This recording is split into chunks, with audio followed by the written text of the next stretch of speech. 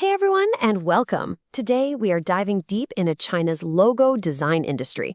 And I'm going to ask you to just forget everything you think you know. We're about to explore a creative scene that's incredibly dynamic, super sophisticated, and, believe it or not, is starting to shape global trends. So let's jump right in and see what's really going on inside China's design revolution. So for the longest time, right, this stereotype has been all about imitation, just generic copies. But that picture is seriously outdated. The new reality, what's actually happening on the ground, is a design landscape that's exploded into a cultural and a digital powerhouse. And it's that exact transformation that we're going to unpack today. And here's how we're going to do it. First, we'll bust that old imitation myth for good. Then, we're going to decode the cultural DNA. That's kind of the secret sauce for all Chinese branding. After that, we'll get into the mobile-first mandate, why your phone is everything. We'll take a quick tour of the country's creative hubs, check out some amazing homegrown brands in action, and then wrap it all up by looking at what this means for the new face of design globally. All right, first step, let's get beyond that imitation myth. This section is all about this incredible collision, this meeting point where ancient, centuries-old philosophy smashes right into a hyper-digital modern reality. And out of that comes a brand new and really powerful visual language. And that leads us straight into decoding the cultural DNA of it all. See, in China, a logo is just never just a logo. It's way more than a simple marketing tool. It has to be packed with a deep meaning, with a story that connects with centuries of cultural understanding. And it all starts with this one concept, qi. You can think of it as a brand's soul, its essential spirit or life force.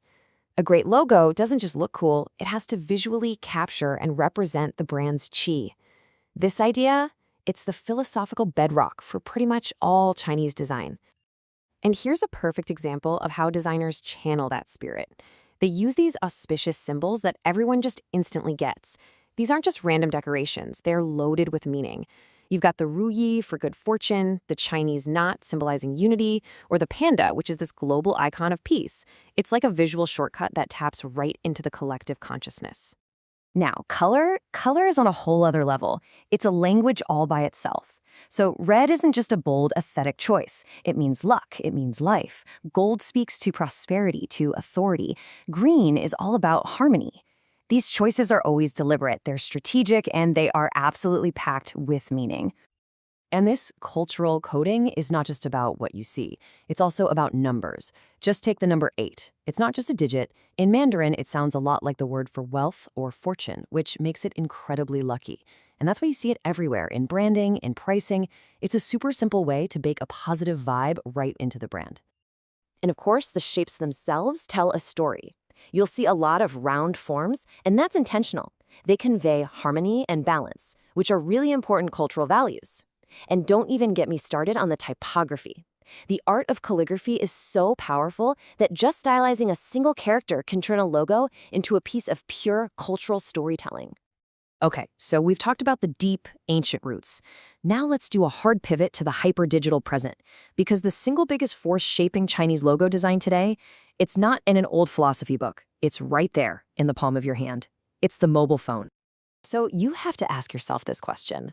Does your logo pass the thumb scroll test?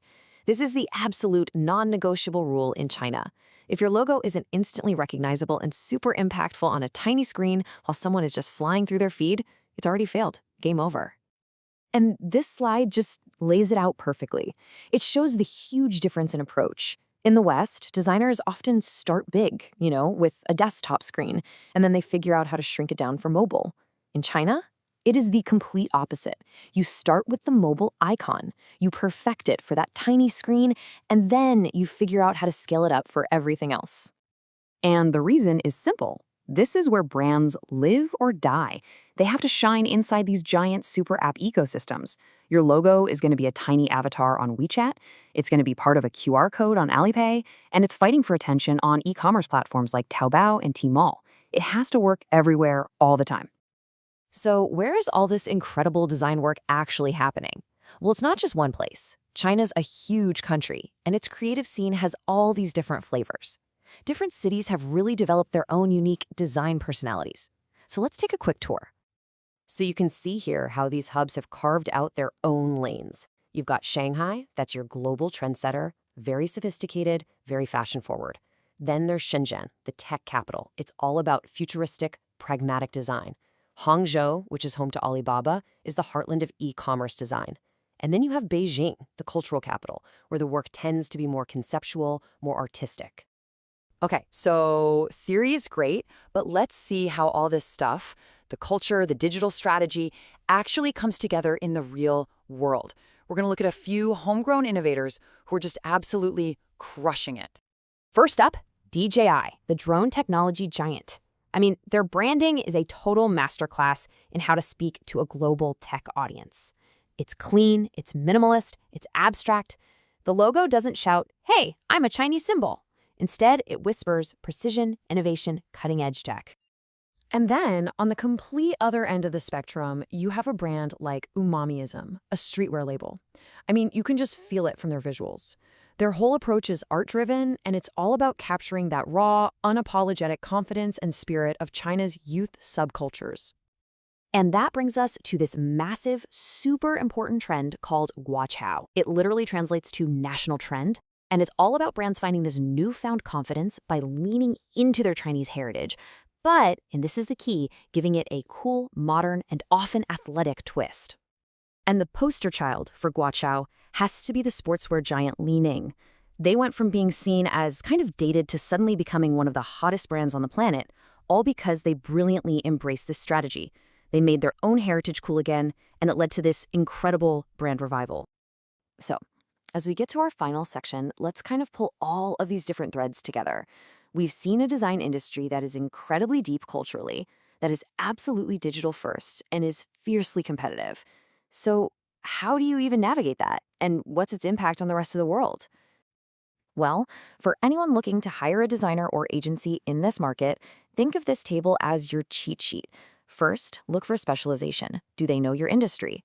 Second, demand cultural fluency. Can they actually explain the symbolism they're using? And finally, they must be digital natives who live and breathe mobile-first design. That's how you guarantee your brand will actually perform where it counts. And all of this leads us to one major takeaway. The Chinese design industry has fundamentally changed. It is no longer just a service provider, executing on other people's ideas. It has become a vital engine of global innovation, creating brands from the ground up that are ready to compete anywhere in the world. Which leaves us with one last kind of provocative thought to chew on. As these trends, this deep cultural storytelling, and this hardcore mobile-first approach continue to grow and influence designers everywhere, you have to ask, is the future of branding going to be speaking with a Chinese accent? Something to think about. Thanks so much for joining me.